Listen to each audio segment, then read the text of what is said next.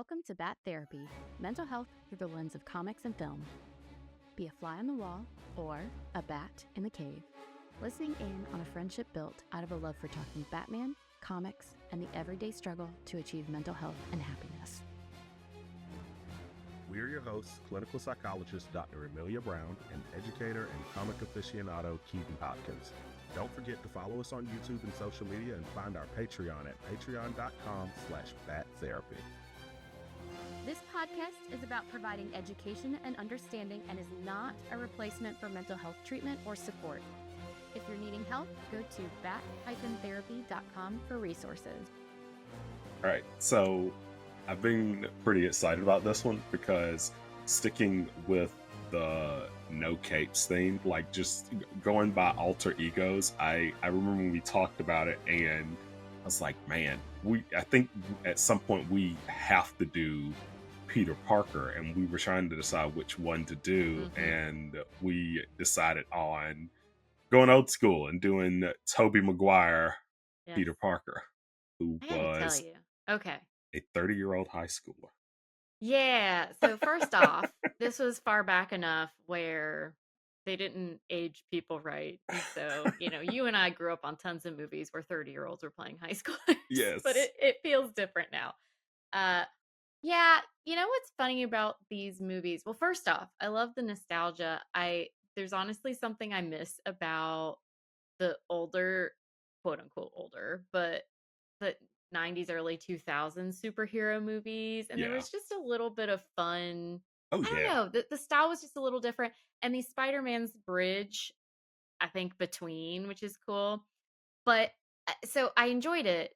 This was in spite of the fact that I apparently hate Tobey Maguire's Peter Parker. Not Tobey Maguire as an actor. Right. I hate this version of Peter Parker. He is so annoying. I find him so irritating the whole time. I was like, oh my God, just stop.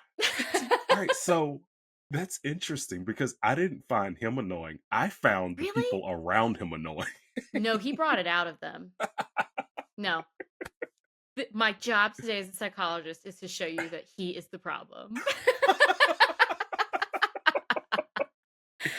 Okay, to be fair. So you're saying Mary Jane is none of the blame? No, that's not what I'm saying. You can even ask Bill, because Bill... So I was watching, Bill was doing some other stuff. He comes down at one point, and, I acknowledged to him that, no, Mary Jane, she's just kind of a little, she, so the whole first movie, my issue with her is she essentially knows that her boyfriend and his friends are the worst bullies and people on the planet, and she doesn't do anything about it. Yes. Now, she's dealing with her own stuff at home. Fair. But yeah, she just she's not as, I don't know. I think she's supposed to come off, oh no, poor Mary Jane, innocent. And I don't know. She's letting her boyfriend just hit up on this guy that she thinks is a okay person. So her boyfriend, Joe Manganiello. Right? I know. I always forget that, and it makes me happy every time. And then in the other movies, I will hand it to you that she's that person that people say oh, once a cheater, always a cheater. And I don't think that that's necessarily true, but in her case, it appears to be. She's always oh, well, let me go kiss this other person. So, okay, I'm not saying she's not a problem. Right. Peter Parker, so woe is me. Oh, how sad am I? And then he okay. So he essentially punishes Mary Jane for the fact that he turned her down. And then he punishes her for a movie and a half for it. I'm not down with that. I found it so irritating. And then when he finally gets her, he's so into himself. I don't know. I think he's supposed to hit the heart of every nerd guy. But I got to tell you, as a nerd girl, I found him really irritating.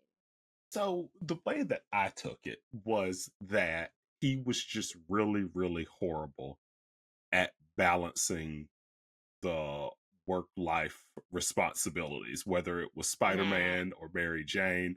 But there's this, because the thing is, I looked at it because from the first movie, like by the end, there's so much added stress. Because I mean, she Give me comes up time. to him at the end of the first movie at his best friend's dad's funeral I mean, her from timing's bad. I'll the give you timing. that. Okay, the timing was absolutely horrible. But Okay, that to was her horrible in her timing. defense, these people seem to have all their conversations at funerals. There's lots of funerals. That's true. That's true.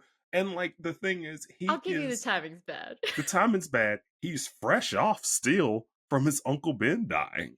Like, True. Yeah. now, here's what I will say. It does not help that Peter Parker is a borderline stalker when it comes to Mary Jane in that first movie. The way, Seriously? Yeah. like, she's just walking and out of nowhere, he's like, oh, hi, Mary Jane. And I'm like, bro, you've been watching her for like 10 minutes. Ooh, I have Don't a do that. question for you. Who's worse? Clark Kent Smallville or Tobey Maguire Peter Parker at the stalking of your neighbor store? I am gonna go the benefit. I'm gonna say Clark Kent. Is worse? Bec- I'm gonna say he's worse, and here's why. Hmm. He already has super sight. Why does he also have a telescope? What is he trying to see? Right? Okay, that's a fair point. I would argue the other direction because at least Clark Kent stops that weirdness after high school. Peter Parker just keeps on going. Yes, he does. Well, the thing is, it's one of those. He seems like he's really is like a glutton for punishment, especially in that second movie. It's like This is he my issue pushes with it. away everything that he does want to be Spider-Man, and it's so much like it's just one of he's such a glutton for Yes. punishment in that second movie. It's such a I love the second movie because I love Doc Ock. I like there's Oh so yeah, Doc much I Ock is love in great. these Peter movies. Parker sucks. So yes, he's a glutton for punishment. Here's the thing. Batman does that. Bruce Wayne does that. He's like, I give up all these things. Da da da da. He deals with it. He He does doesn't go, it with oh, I'm gonna do vengeance that. and He Night. does it with vengeance. Peter Parker does it through stalking and getting mad at people for the decisions he himself has made. And And then this is and yes. then I would argue that now granted, Mary Jane, let's be real, girl. Like you're the one in relationships, like you're the one that needs to be loyal and faithful. And on the flip side, he's just constantly at her. He says, "No, I can't be with you," and then he never leaves her alone. He puts her through a mental twist this whole time. It does not it it's not an Certainly excuse for unhealthy. her cheating everywhere, but he just yeah, it's like he dwells in all of the different things instead of saying, "I accept it. I made these decisions. I will live with them." And so I think that's right. I really do. Looking at this trilogy and remembering when they came out and like what we were going, what like the age it was and everything. I really do feel like this entire trilogy was made for sophomores in high school. Like the relationships remind me of high school relationships, whether it's the first Mm, movie or the third one. Like I don't feel like any of them are mature, but also I they're feel pretty like surface level in a lot of they ways, yeah. are. And the thing is, here's the thing with Mary Jane, because you're right. Peter does kind of like rope her along, but like Homegirl ditched the guy at the altar to run after Peter at the end of that second one. I'm not saying she's smart, No, no, okay? no, no, no. So, okay, for the listeners out there, I I have come to the conclusion, and Keaton, I'm hoping that you agree with me via our texts as I was angrily watching these movies, that they just deserve each other. They're both terrible for different reasons. Sure, of course they keep ending up together. I just hope that everyone else backs away so that they only have their own carnage and no one else that they take down with them anymore. That's excellent. I love that. And here's something you want to hear when you said they deserve each other. It reminded me of a scene from Spider-Man the animated series. I have to send Mm. you a link to it.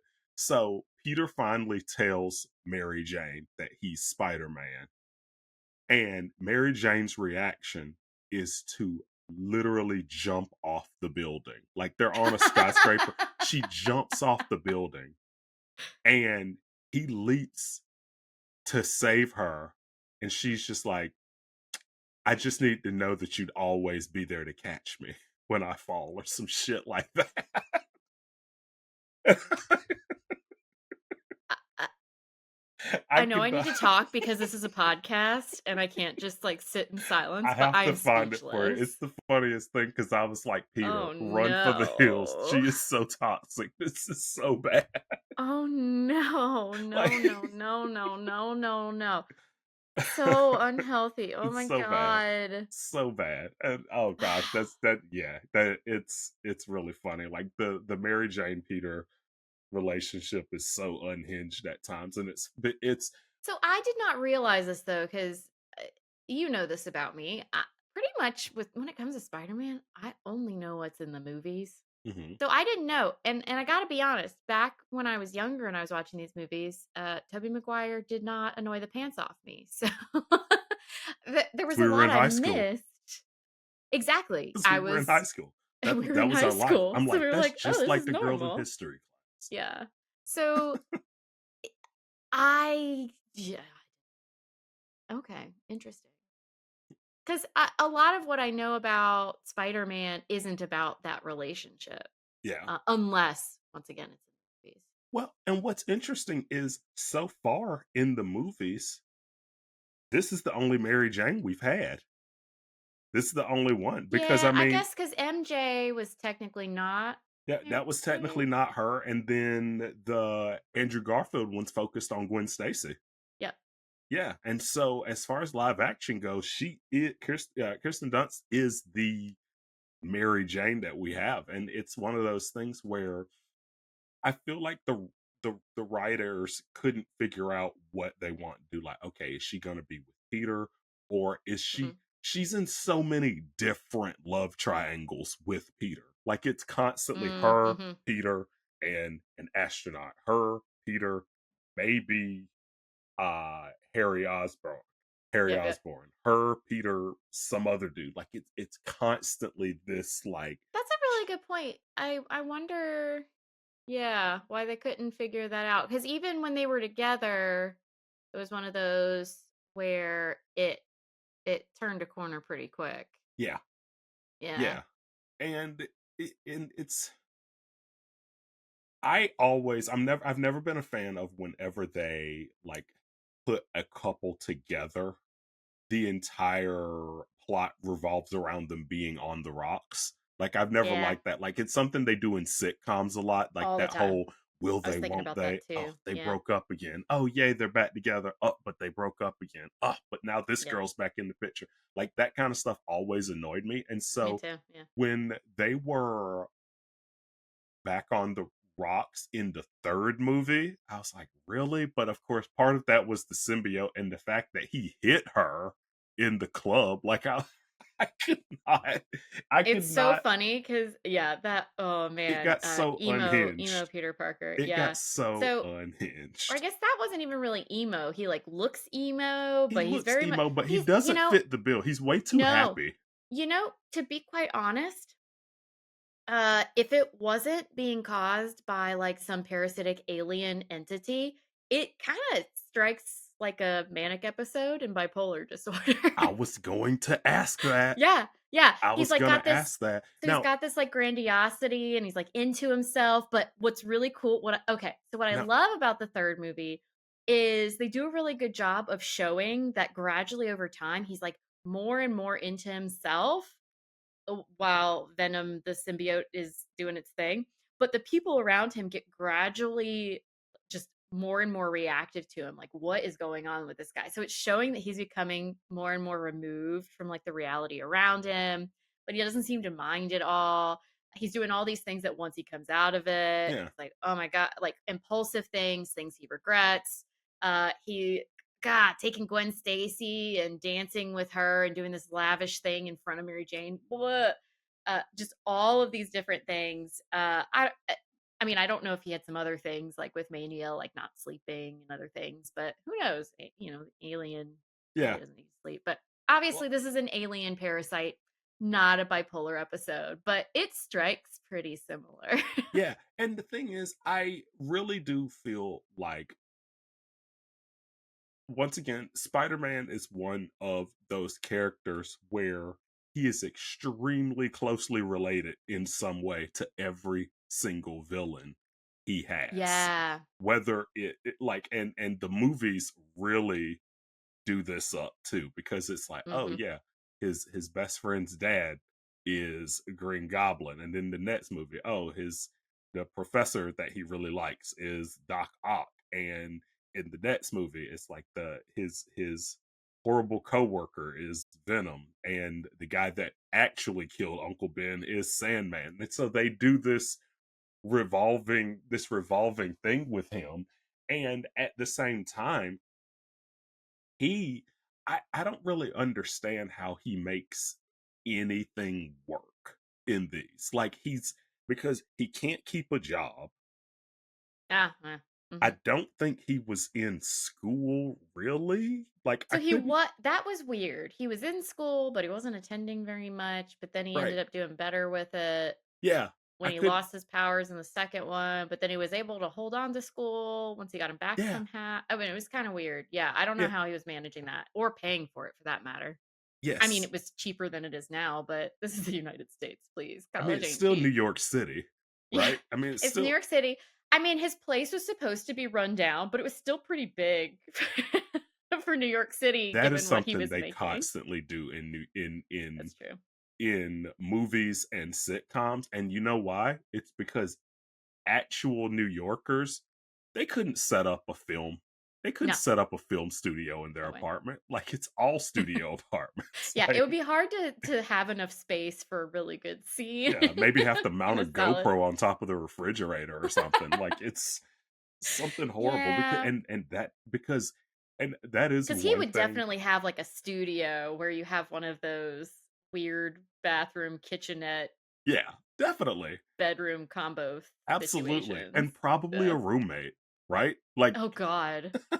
Oh, I'm yeah, too old even to hear about this. Oh I God. know. Well, the This thing sounds is, awful. he's so, like, one of the things I noticed about that second movie, he is so broke. He is so He's so broke. poor. Like, it's insane. I'm like, okay, listen, I am all for fighting the good fight, but like, in this universe, bro, I would have gone to the Avengers a long time ago. When I After like the third night of being hungry, I'm too strong for this. Like, this is ridiculous. I'm calling Or Tony just Stark. like let people pay you to get your autograph or something.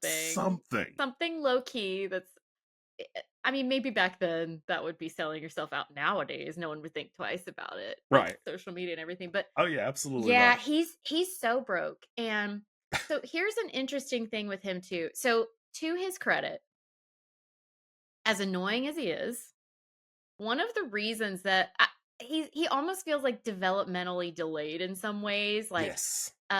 you were even talking about it's like all of these movies were made for a sophomore in high school. Exactly, but he's not in high school in those second two movies. But he's got all these powers he's trying to deal with, and he's trying to function in the real world. It honestly makes sense to me that he is all over the place in terms of how to interact with people and how to connect with someone else and to just like take it all in. I mean, in the third movie, when he's just like, oh man, look at all this stuff happening to me. And he's trying to relate to Mary Jane, but everything comes out as look at me. Hmm. Uh, he's really struggling, and the thing is he's been juggling a lot, and Yeah. so it makes sense that it's taking him longer to maybe get to certain places in life than some other people. I mean, think Yeah. about how stressful it is. I think a lot of us at some point have some sense, at least a little bit, of having to watch your money, and some people know it to the extreme like Peter Parker, where Yeah. it's am I even going to make rent? Fortunately, and you see it more over time, the landlord's like really nice to him over time, which is good. But Yeah. even still, I mean, that's so much stress and strain. He's juggling a lot. So it honestly does make sense that he's not the best friend and not the Right. best romantic Yeah. interest Dude's for struggling. someone to have. Dude's struggling. He can't afford to breathe. Like, dude is broke.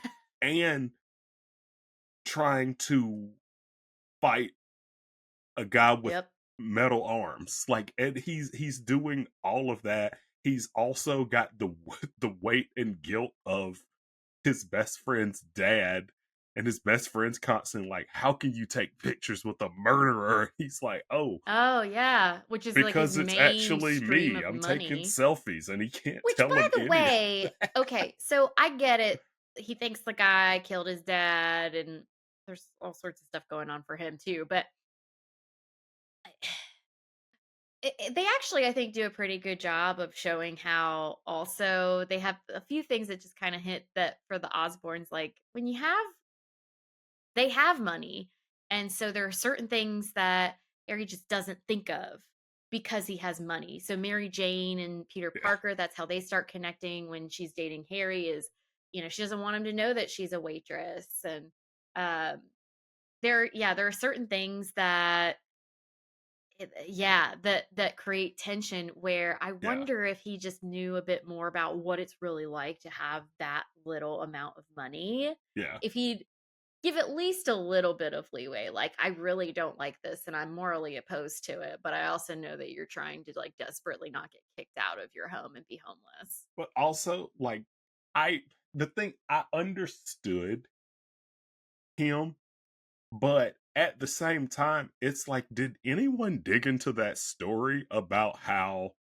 Norman Osborn took that serum, killed dozens of people, and then So like no one released the information? Like literally no I don't one's think they ever did. seen Spider-Man using a knife, but he just stabbed Norman Osborn to death. Like none of this makes any sense. And then there's the convenient old butler in the third movie that's like, Oh "Oh yeah, the yeah, like creepy version of Alfred. by the way,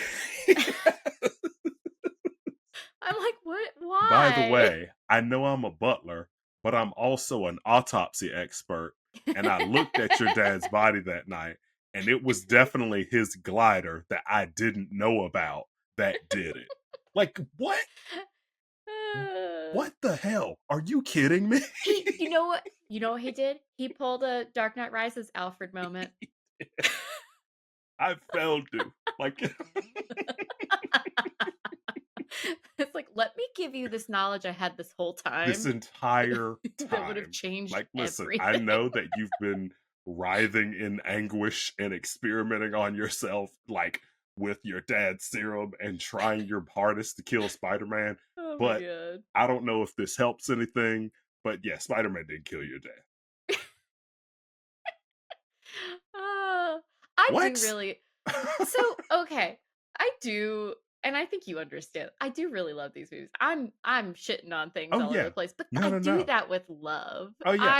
I love creepy Alfred who could have saved a lot of Yeah. heartache. And Peter Parker edges close where he almost makes me so annoyed that I need a break, but I Oh, get yeah, it's okay. I'd 100% need a break. I definitely watch when I was doing the rewatch. I definitely watched them in chunks. Like I can get through the first. The first one I think is the one that's the easiest to get through. Agreed. The second one where it's just this constant like, yeah, the second and third one where it's like, Peter, you won't even come to my play, and he just finished like saving lives or stuff, and like this back and forth where he can't, like, Peter, how dare you? The pizza's cold. This is ridiculous. Like Okay, it's but all of once this stuff. again, he's doing it to himself. And then he's small about it because I don't know if we talked about it on the podcast or not, but you've talked all the time about why don't these people lie better?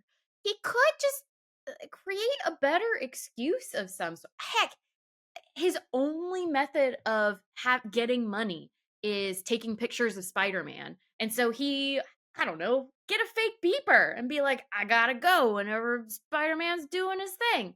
Like, come up with reasons, or at the very least, I don't know. I just felt like he kept making all of those situations worse unnecessarily. For our young listeners, we'll make sure Oh to no, don't wiki say an it. article to you at some point about what a beeper is. But yeah, more on that later. But okay, I will give you Don't do that. that to my I- soul hurts now. Listen, my students the other day did not know who Arnold Schwarzenegger was, and I uh felt like I drank from the wrong cup in right in like the Last Crusade. Oh, you know what made me feel that way? I literally used that reference the other day. I was watching the new season of The Circle on Netflix, Mhm. and they didn't know who George Clooney was. Oh no. I literally He's disintegrated still in into movies ash though. in Like my seat. he's still in his prime. Like he's still an A-list celebrity. What? I don't okay. Apparently only for us old fogies is he an A-lister now. God, what? This hurts. It hurts me so much. Like Arnold Schwarzenegger was a governor. Like what? Like I don't Oh, okay, but not what people know him for. I have students in You need to judge your California. students for not watching The Terminator. That's what you need to judge them It's a for. rated R movie. I'll Oh, give him yeah, that's that right. pass. But Okay, there's I forgot. I so forgot. much more. There's so much more. But like I looking at Peter Parker, Yes, every single situation he's in, I will agree with you. that he sucks. He never does the smartest thing ever. He never makes No. the best decision. It's always the most interesting decision. I don't even agree with that. You don't Because think it's even sometimes the I'm most like, interesting? oh, here he goes again, making so I don't know. There were some points where it felt repetitive, just how much it's like, oh, he's gonna miss this thing that he promised to do again, and then he's gonna get all sad about it. Oh, he's gonna make Mary Jane feel bad that he turned her down and now she's with someone else. Some of it got And repetitive for like me. and you're right. They deserve each other because every time he Yes. did that to her, she followed that up by basically cheating on the guy she was Yeah. with. And I'm like, "Oh my god, what is happening right now? This is horrible." And Yeah, I do question her taste in men. well, that and honestly, she is neck and neck with Princess Peach when it comes to who can't stop getting kidnapped. Because Which is every movie ironic because he's not with her, so she won't get in trouble. She gets in trouble anyway because everyone knows who he is. every movie, every Yeah. movie, which, oh my God, I'm not gonna lie. One of the funniest moments in these movies to me, Willem Dafoe is a national treasure. when when Spider-Man is saving people out of the burning building and he hears the old lady crying like help me and he goes in and it's just Green Goblin under a blanket. Like that is a that is such a great scene. I I love that laughed scene. so hard. I laughed Great. so hard. It was so good. Like I just he was wonderful in those movies and it's funny because he stood out as such a polar opposite to Uncle Ben. Like both were father Mm. figures Yep, yep, yep. and it was just so far apart. It was so opposite end of the spectrum and he did it perfectly. He did it absolutely perfectly. Yeah. I I do also really love uh J. Jonah Jameson's character. The way that he just rubs every situation with sandpaper. Like he's just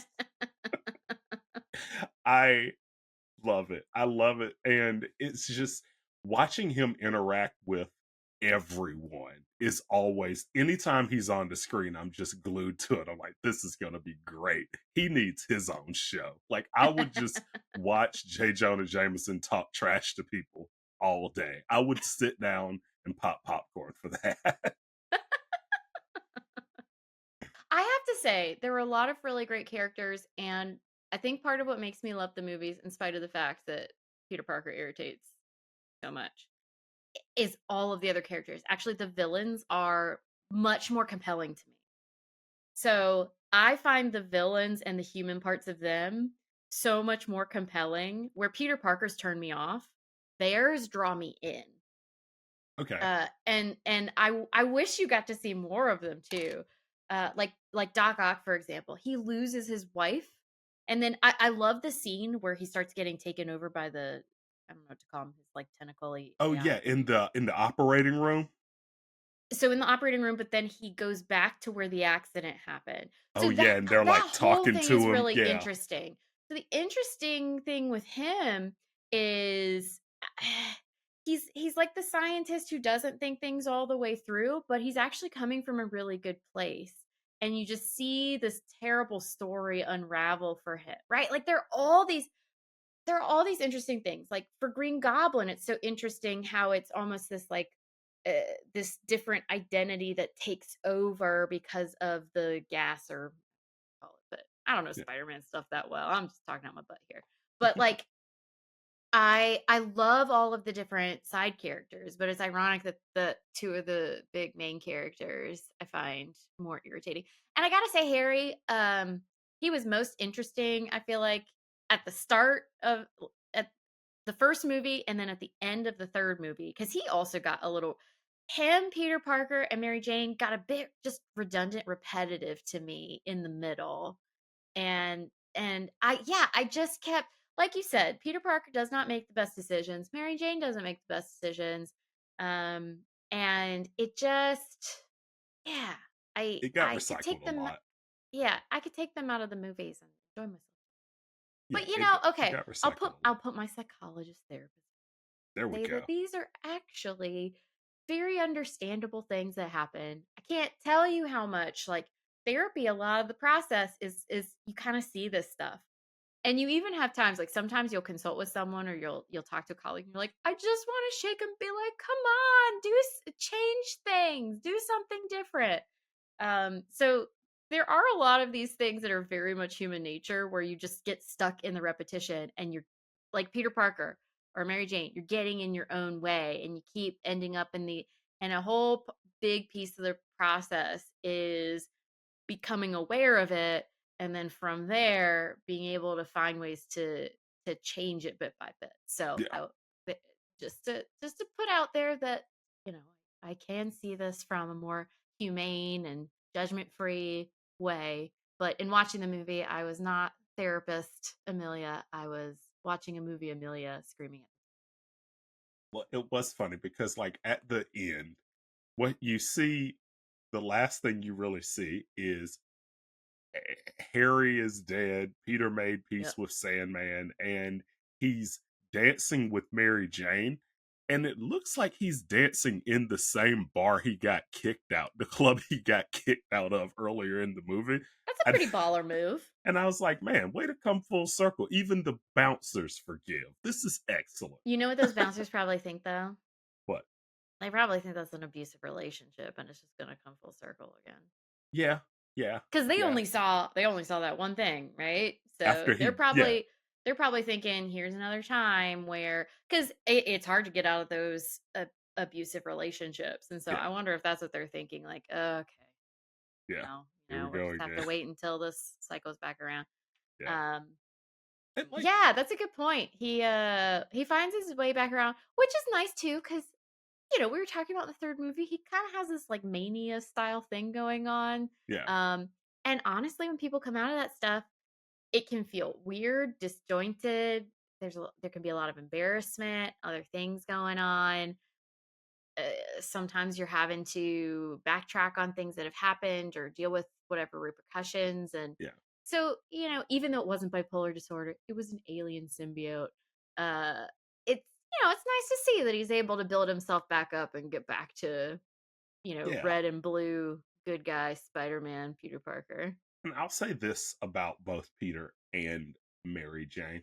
One of the things that I feel like they really needed to learn was that they could not jump into another relationship or Mm, another level in their life without actually closing the chapter on the last one. Like one of the things that made me think mm. was it the astronaut when she was dating him and she did the upside down kiss with him to see if she felt the same way. And I'm like, That's just You girl, should don't do that not, to yourself. That was a like, terrible idea. why are you doing this? Like, you clearly aren't past Peter. Now he's sitting there like, oh, why'd she kiss me upside down?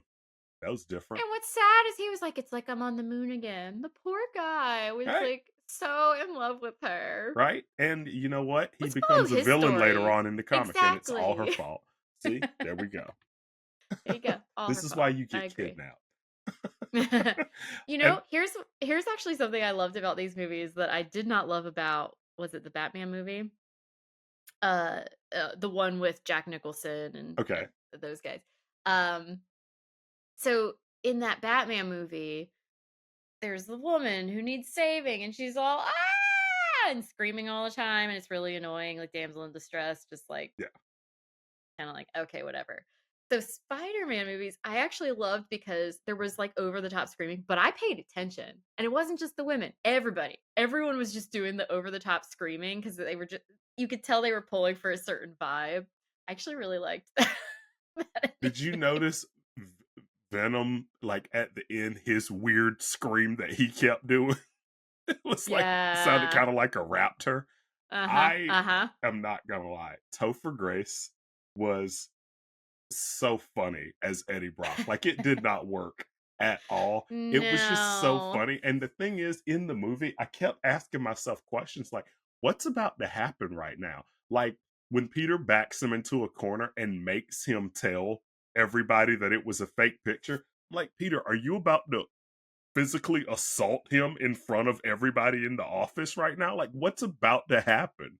And So it was hard for me to take someone seriously with sunned hair. I haven't seen that in a really long time. oh, the The like highlights in his the hair. highlights. Oh yeah, Yeah. It it was a I sign agree of the he times. it was sometimes for sure. I agree he was a bit of an odd choice. I don't think he did a bad job, but I think with the Venom movies, what's his name? Oh, I'm forgetting. Tom Hardy, Tom Hardy. I liked that version much better. Also a very different style and vibe though. very different style. This because like normally, like Eddie Brock is like normally a big guy. Like he's big. Like Mm. he kind yeah. And one of the funniest scenes in the third movie is he's in the chapel praying, Yep. and like he's just lost his job, and the only thing that he can pray is for God to please kill Peter Kill. Parker. Yeah. That I also, I to love, be on but that goes back to what I'm saying. All of these people never left high school. Like, that also honestly felt like something you work through with someone in therapy. right? Where I tell you, man, that anger can hang on and just trying to It help lingers. someone shift that where it's like, is this the best thing for you to just be spending your whole life praying for That's Peter Parker to do? that's every single movie. Because right, like your whole life praying to kill Peter Parker. Peter is like his whole life. He's angry. He's like I'm like in that third movie. He's like I'm gonna kill Sandman, and it's a good thing that Sandman was able to come back because Peter did in fact try to kill him. Like, So speaking of, I mean, some of it I was the mean, symbiote, but still. didn't he kill in the first movie? Didn't he kill the guy that he thought killed his uncle? Did he kill him or did the guy like fall? I couldn't remember. I mean, it was one of those like quote unquote falls It was like how where Batman doesn't kill. I mean, I feel like it was even worse than Yeah. that. Yeah. One of those like, oh no, I couldn't get to you in time. Oh, and he's got like webs that come out of his wrists. So like, come on, man. Yeah. He could have, yeah. So he's from the get go, he's a little bit more questionable. But once again, though, I mean, Bruce Wayne had to hone himself, refine these skills, build himself up to a point. And honestly, it's going to be a lot harder for him to kill people. You've talked about how easily Spider Man could kill people. So Yeah. here you are, a high schooler, blurp, you got powers. You could Yeah. easily kill people. You're still figuring them out. Oh, and here's the guy who killed your uncles. Yeah. And it just like happened across the street. So yeah, he's dealing with a lot. I give him a lot of crap, but he's dealing with a lot. What he keeps like, I'm not gonna lie to you. Like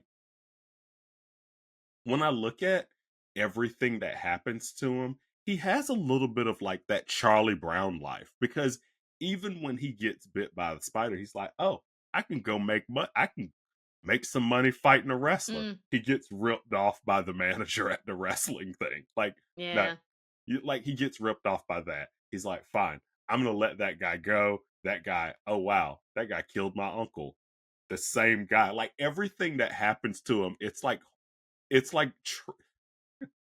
tragic comedy, like all of it. Like it keeps happening Yeah. to him. It's like, oh wow, glad you saved those two kids. Guess what? You lost your job because that pizza's late. Like everything, like, That was pretty like sad. everything that happens to him, right? Like he's like, I'm gonna propose to Mary Jane, and then it's like, oh nope, you're not because now your best That one friend he did knows to that. himself. Yeah, No, no, no, no, because he didn't get to propose to her because he was all, "Oh, Gwen Stacy, everyone is chanting that you should kiss Spider-Man. This is a good idea." And then, and she's not a random stranger either. She's someone, yeah. He yeah. Wait, he he got in because his afterwards own, and she then got he didn't super mad. even. She was like, "That was our kiss," and I'm like, "The kiss that you did to the other guy." Like, But outside of that, she did that later. He had already tainted the kiss by then. oh, Okay, okay, look, okay, okay. I'm not going to argue with you that Mary Jane is not a great person, Right. but I will not get on board with Peter Parker either. He's yeah, yeah. Okay. He was so oblivious. He didn't even realize that kissing another woman as Spider-Man needed to be talked about. Mm, He was too. mm-mm. He was too excited for his own for having his own day. Like he really. Exactly. Yeah. He's the nerd who becomes popular and then ends up being worse than the original popular people. Yeah. Yeah, Okay. he's one of Yeah. those. Definitely. One thing I was gonna ask you about. I know we've been going for a while, but I was gonna. I did think it was interesting in that second movie when he was dealing with losing his powers. Yes, I've been meaning to talk about that actually. I'm glad you brought it up. Yeah, Yeah. So the third movie is cool because there's all this stuff that like looks kind of like bipolar.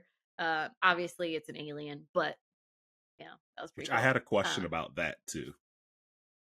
Okay, well let's hit on that question first, I guess, and then Okay, we'll cool. switch to yeah. So we're gonna come back. All right. So now you said it's kind of it reminds you of bipolar. Remind me again, what is the difference between like bipolar disorder and borderline personality?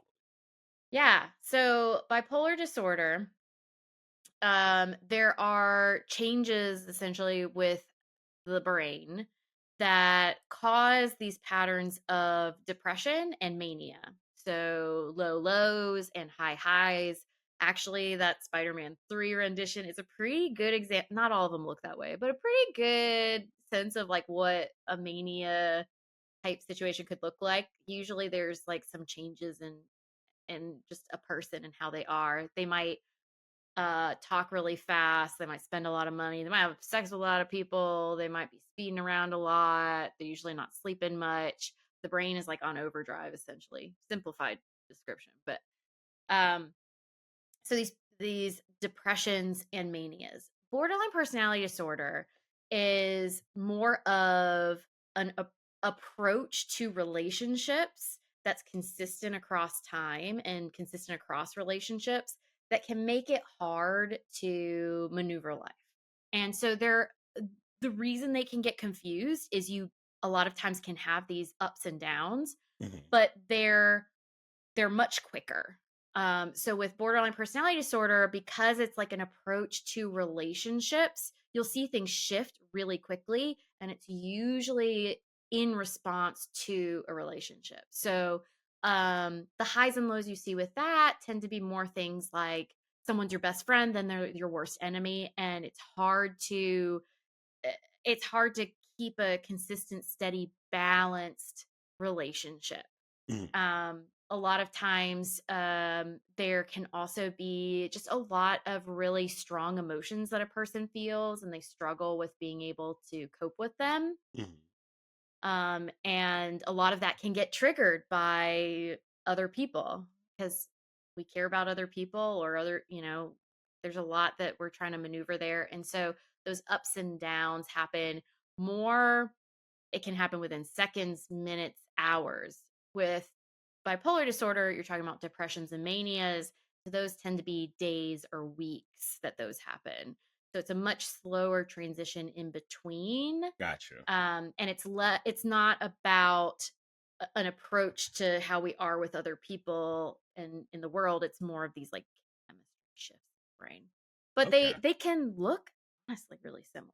Okay. So sometimes it's harder to tell than others, So like what you're dealing is it possible to have both with. Oh yeah, for sure. since one is based on a relationship and one isn't? Like, Yeah, you absolutely could have both. So bipolar disorder has a very strong genetic component. So bipolar disorder and schizophrenia, in terms of mental health diagnoses, tend to have some of the strongest genetic components.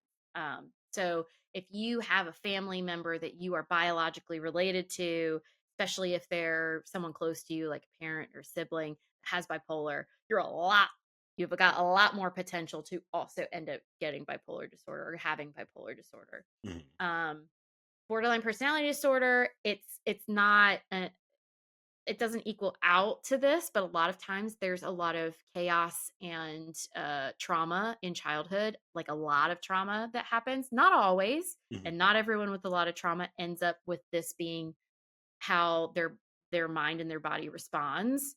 But a lot of times there's just a lot of chronic complex trauma that's happened in a person's childhood that has made it so that they just weren't able to necessarily develop how to cope and manage and approach relationships in a steady, healthy, balanced way.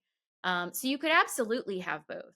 Um, and that sometimes it can be a tricky bit as well. So a lot of times actually people have more than one, just like you could have diabetes and I don't know, high cholesterol at the same time. gotcha. And so sometimes with treatments, you might be treating them at the same time, or there might be one that's causing more problems for you at a point than the other. And so then you might focus on one in your treatment more than the other. So it just kind of depends. Okay. But Cool. yeah, so Cool. that's like the bipolar versus borderline type situation. Okay. Um, and so shifting over Yeah. to Let's shift Spider-Man back to 2, Spider-Man 2 when he here lost we're his talking power. about psychosomatic stuff, which is super cool. Okay. So I can't believe I haven't brought it up yet. So Spider-Man 2, we might have to delve into its like own episode at some point, but so the cool thing about Spider-Man 2 is that he loses his powers, but he goes Mhm. to the doctor and there's nothing wrong with him.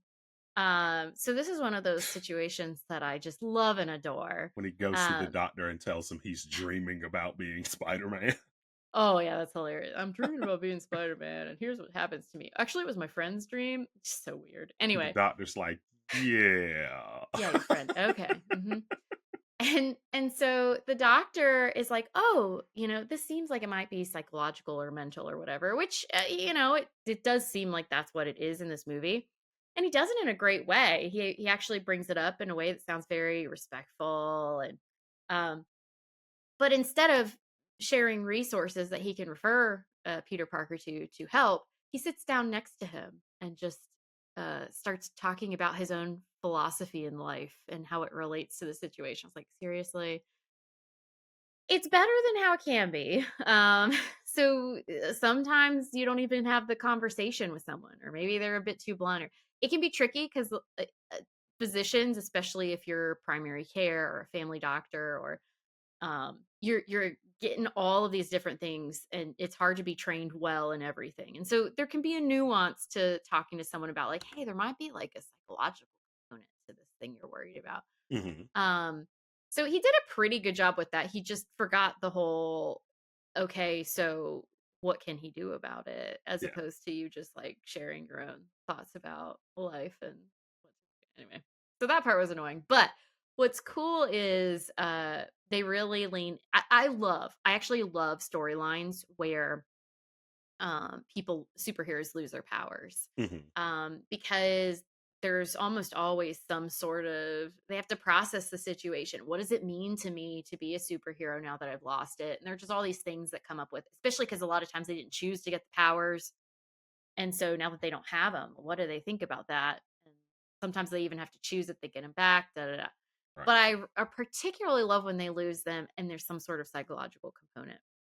So here in the United States, we think of the brain and the body as separate when they are not.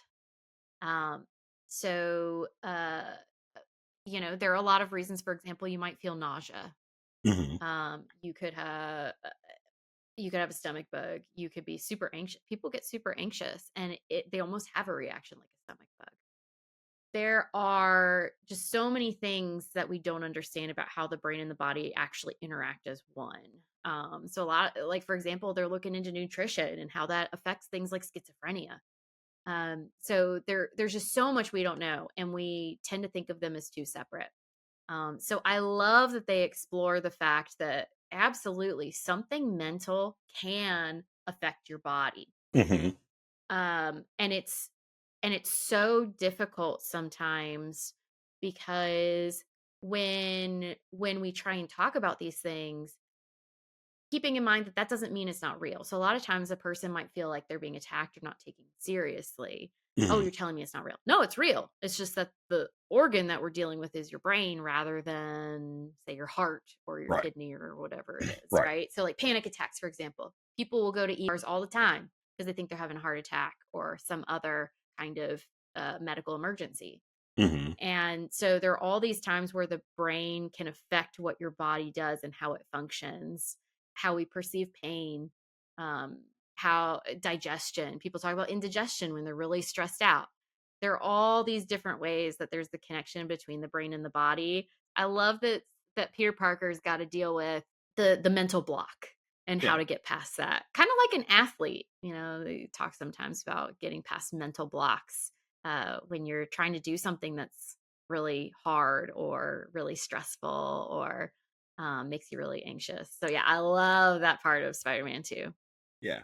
Well, and it's one of those things. It's like even thinking about like his powers, like that whole Spidey sense, like it Mm, seems like a nervous system response. And totally. so, yeah, and so like I really like I always thought like it's one of those things like, man, that's really interesting how yes, he does have a physical difference. Like he's stronger, he's Mm. faster, he can jump higher and all of that. But in addition to that, it did change how things are firing Oh, up here absolutely. Yep. as well. And so I Up. Yeah, in always his thought brain. that Yeah. was really interesting because a lot of the times, like whenever you have someone getting superpowers, it's one of those things like it's just the superpower. But then you have things like Spider Man or say the Flash, where in addition to that physical speed, like the Flash can also think faster Yep. than anyone Or as there's like well. Deadpool, where also an interesting one we've talked about before, where it's some of the unique quirks that he have has are accentuated Yeah. because his brain some I mean like okay, take it or leave it, but something along the lines of, oh, well, everything is constantly healing, including within his brain and all his Yeah. neurotransmitters and everything firing and stuff. Yeah, I agree with you that that kind of stuff is really interesting, and it's a good point where the powers aren't the only thing that are a change. And I think Right. he's a really great example. How is the brain firing? How is it reacting, responding? And also, some of those connections and relationships are still there. And so, we're talking about all the stress he's under, it makes sense that something could happen that that creates a really strong physiological reaction Hmm. where somatically or medically, physiologically, he is seeing things happen purely because of that mental strain. It makes sense. This happens to all of us. It just depends. Different people, you see different varying degrees of this or what it looks like. But Right. there are times where people literally do have a variety of different medical physiological reactions Mhm. that are psychological in nature, at least as far as we understand them at this point. We're always living and learning, but yeah, I love that part of Spider-Man 2, in spite of how annoying. Thanks for nerding out with us. I'm clinical psychologist Dr. Amelia Brown. And I'm educator and comic aficionado Keaton Hopkins. Check out my TV and movie reviews on YouTube at Team JVS. Check out our website at bat-therapy.com, our Bat Therapy YouTube channel, and follow us on social media. And don't forget our Patreon page at patreon.com/battherapy. See you next week. Same bat time, same bat channel.